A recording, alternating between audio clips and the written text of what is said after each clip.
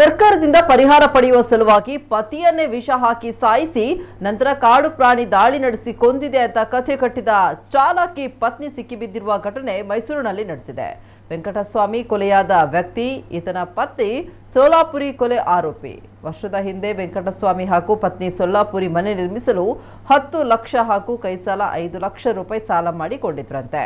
ಸಾಲಗಾರರ ಕಾಟ ಸಾಕಷ್ಟಿದ್ರಿಂದ ವೆಂಕಟಸ್ವಾಮಿ ಕುಡಿತದ ಚಟಕ್ಕೆ ಬಿದ್ದಿದ್ದ. ಹೀಗಾಗಿ ಪತಿ ಪತ್ನಿಯ ನಡುವೆ ಜಗಳ ಆಗ್ತಾ ಇತ್ತು. ವನ್ಯಜೀವಿಗಳ ದಾಳಿಗೆ ಒಳಗಾದಲ್ಲಿ ಸರ್ಕಾರದಿಂದ 15 ಲಕ್ಷ ರೂಪಾಯಿ ಪರಿಹಾರ ಸಿಗಲಿದೆ ಎಂಬ ಮಾಹಿತಿ ಪಡೆದಿದ್ದ ಪತ್ನಿ ಇದಕ್ಕಾಗಿ ಗಂಡನನ್ನೇ ಬಲಿ ಕೊಡಲು ನಿರ್ಧರಿಸಿ ಮಂಗಳವಾರ ರಾತ್ರಿ ಕುಡಿದು ಬಂದಿದ್ದ ಗಂಡನಿಗೆ ಮುದ್ದಿಯಲ್ಲಿ ಕ್ರಿಮಿ ನಾಶಕ ಹಾಕಿ ಕೊಂದಿದ್ದಾಳೆ.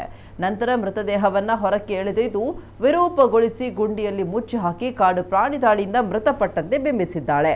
ಈ ಬಗ್ಗೆ ಗ್ರಾಮಾಂತರ ಠಾಣೆಗೆ ದೂರು ನೀಡಿದ್ದಾಳೆ. ಸ್ಥಳ ಪರಿಶೀಲನೆಗೆ ತೆರಳಿದ ಪೊಲೀಸರ ತಂಡಕ್ಕೆ ಈಕೆಯ ವರ್ತನೆಯಿಂದ ಅನುಮಾನ ಬಂದು ವಿಚಾರಣೆಗೆ ಒಳಪಡಿಸಿದಾಗ ತಾನು ಸಾಲ ತೀರಿಸಲು ಮಾಡಿದ ಪ್ಲಾನ್ ಅಂತ ಒಪ್ಪಿಕೊಂಡಿದ್ದಾಳೆ.